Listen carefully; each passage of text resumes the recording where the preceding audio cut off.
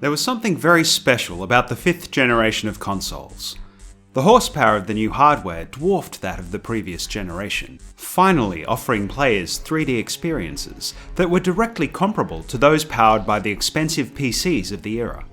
The additional storage offered by the use of CD-ROMs also gave developers room to build more cinematic narratives, using high-quality music and video to supplement the gameplay.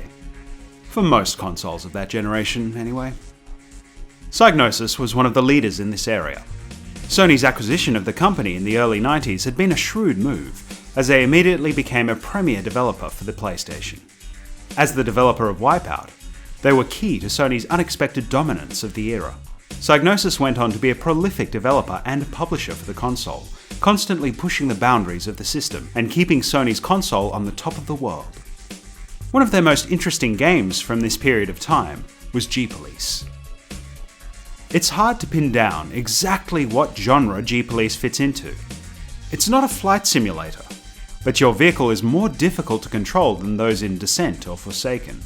The cityscape is vast, but access is restricted by the mission structure. The game is heavy on the story, but the gameplay has an arcadey rhythm to it. I suppose we can just call it a 3D vehicular action game and move on.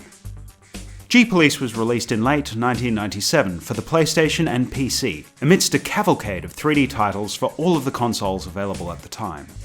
It stood out for its presentation and setting. The clear influence of Blade Runner and other science fiction properties made for a tremendously appealing experience, particularly when you factor in the additional story elements, like the fantastically cheesy FMVs. Argento is coming over on the next shuttle, which arrives in 4 days. I can't give an official directive here, but off the record, keep a close eye on Krakow activities. I think they're hiding something. As with the majority of Psygnosis games from the era, G-Police is an ambitious title graphically. The game's inky black night sky is punctuated by bright lights from engine flares and explosions, whilst the tall buildings are illuminated by neon advertising. Enemy ships are also nicely modelled, slicing through the air and providing exciting moments of combat. Even the heads-up display is extremely detailed, making you feel like you are really in the seat of a futuristic combat vehicle. Control to Alpha 1. Cargo containers located at Spaceport Holding Area. Proceed to Spaceport Dome, over. Control to Alpha Wing. Follow the waypoints to the spaceport, over. It's all very impressive. Unfortunately, the cost of having all these details and effects at a reasonable frame rate may be too much for many players to bear. You've probably noticed by now that there are extreme levels of drawing for the environments in this game. As you fly forward, buildings and obstacles appear out of the darkness, often alarmingly close to your position and forcing you to turn wildly just to avoid a collision. It makes it very difficult to smoothly maneuver through the environment, particularly when you're trying to maintain focus on your enemies in the middle of a dogfight. Over time, you start to navigate your way by following the specks of light in the distance caused by things like engines, rather than by what you can actually see of the environment in front of you, as you can't entirely trust that not to change in front of your eyes. It works, but it's certainly not optimal, and will likely put off a lot of players who aren't used to this sort of graphical limitation.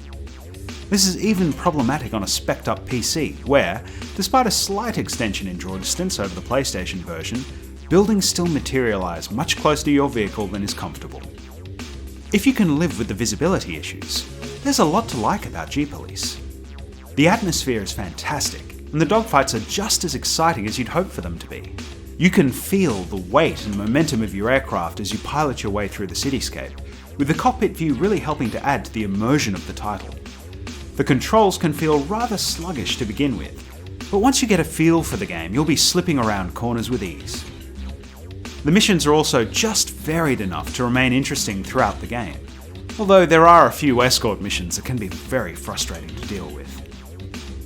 All in all, G-Police was an interesting property, and one that helped show what the consoles and 3D accelerators of the era were capable of. If you can get the PC version working, it provides a smoother experience with a more stable frame rate at higher resolutions. However, the PlayStation version is much easier to get started with. Plus, I personally prefer the grittier aesthetic of the pixelated textures on the low-res PlayStation versus the overly smoothed out appearance of the textures when playing in high-res on the PC version. If you can stomach the draw distance issue, then you'll find G-Police a worthy addition to your library of mid-90s memories.